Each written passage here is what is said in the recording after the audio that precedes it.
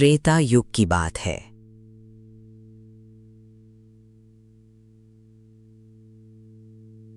जब पृथ्वी पर धर्म और अधर्म के बीच की रेखा इतनी स्पष्ट नहीं थी जितनी आज हम समझते हैं। उस कालखंड में एक ऐसा प्रतापी राजा था जिसकी बुद्धि के आगे स्वयं देव गुरु बृहस्पति भी नतमस्तक होते थे। उसका नाम था रावण, लंका का राजा। रावण केवल एक नाम नहीं था, ये एक प्रतीक था। 10 सिरों वाला।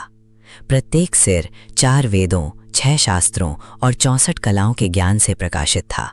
उसने भगवान शिव की इतनी कठोर तपस्या की थी कि स्वयं कैलाश पर्वत भी हिल उठा था।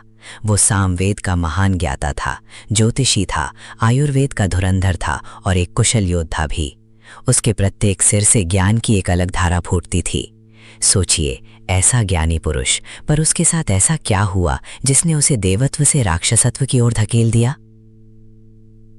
कई वर्षों तक रावण ने शिव की आराधना की।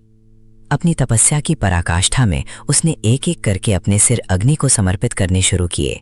जब उसने अपना 10वां सिर काटने का निश्चय किया, तब भगवान ब्रह्मा प्रसन्न होकर प्रकट हुए।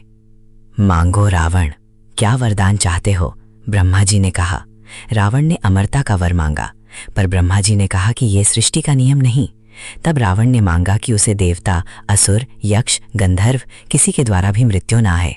अपनी शक्ति के मद में चूर रावण ने मनुष्यों को तुच्छ समझा और उनसे अपनी रक्षा का वर नहीं मांगा। यही उसकी सबसे बड़ी भूल थी, एक ऐसी भूल जिसकी कीमत उसे अपने पूरे साम्राज्य और जीवन से चुकानी पड़ी। वरदान पाकर रावण और शक्तिशाली हो गया। सोने की लंका जो उसके भाई कुबेर की थी, उसने छल से छीन ली। उसने तीनों लोकों पर अपना आतंक फैलाना शुरू कर दिया। ऋषि मुनियों की तपस्या भंग करना, देवताओं को बंदी बनाना, ये सब उसकी दिनचर्या बन गया।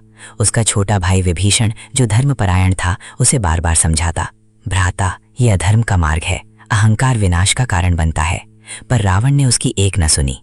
वो अपनी शक्ति के नशे में चूर था। उसे लगता था कि कोई उसका सामना नहीं कर सकता। एक बार जब वो अपने पुष्पक विमान में बैठकर जा रहा था, तब उसने कैलाश पर्वत को ही उठाने का प्रयास किया। भगवान शिव ने अपने पैर के अंगूठे से पर्वत को दबाया और रावण उसके नीचे दब गया। रावण दर्द से चीखा। उसने सामवेद के श्लोकों से शिव तांडव स्तोत्र की रचना की और शिव को प्रसन्न किया। शिव ने उसे मुक्त किया, पर रावण का अहंकार तब भी नहीं टूटा। उसे लगा कि वो देवताओं को भी अपनी शक्ति से प्रसन्न कर सकता है।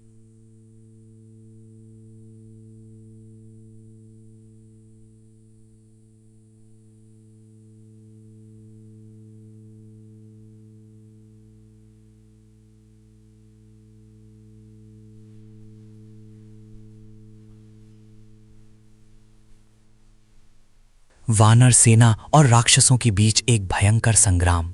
लंका की भूमि रक्त से लाल हो गई। रावण के एक एक योद्धा, उसके पुत्र, उसके भाई, सब राम के हाथों वीर गति को प्राप्त हुए। अंत में रावण स्वयं युद्ध के मैदान में उतरा। उसके 10 सिर, 20 भुजाएं, मानो साक्षात मृत्यु ही रणभूमि में आ गई हो। उसने राम पर अपनी पूरी शक्ति से प्रहार किया।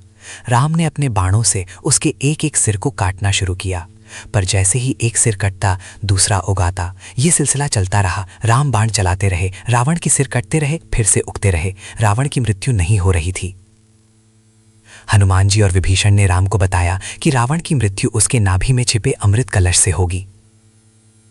राम ने एक क्षण के लिए नेत्र बंद किए। उन्होंने अपने दिव्य धनुष पर ब्रह्मास्त्र का संधान किया। ये कोई साधारण बाण नहीं था, ये धर्म और न्याय का बाण था। राम ने उस बाण को रावण की नाभि पर साधा। एक तीव्र तेजस्वी प्रकाश और फिर एक भयानक गर्जना हुई। रावण के 10 सिर एक साथ धड़ से अलग हुए, पर इस बार वे दोबारा नहीं उगे। उसका शरीर कांपने लगा। उसकी आंखों में एक पल के लिए शायद पश्चाताप या शायद हार का दर्द दिखाई दिया। वो धरती पर गिरा और लंका का महान ज्ञानी, प्रतापी राजा अहंकार के कारण अंत को प्राप्त हुआ। उसके 10 सिर, जो ज्ञान के प्रतीक थे, उसी क्षण उसके पतन के गवाह बन गए।